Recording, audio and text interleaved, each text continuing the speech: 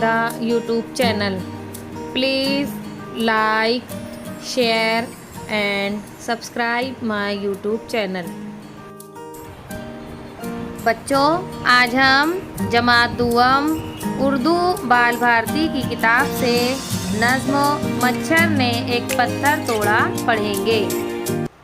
مچھر نے ایک پتھر توڑا، پتھر میں سے نکلا گھوڑا.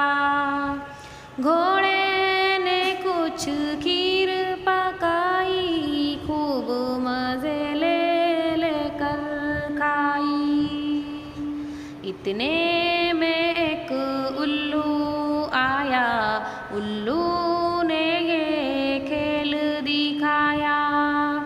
اس نے اپنی مٹھی کھولی، مٹھی میں سے نکلی جھولی.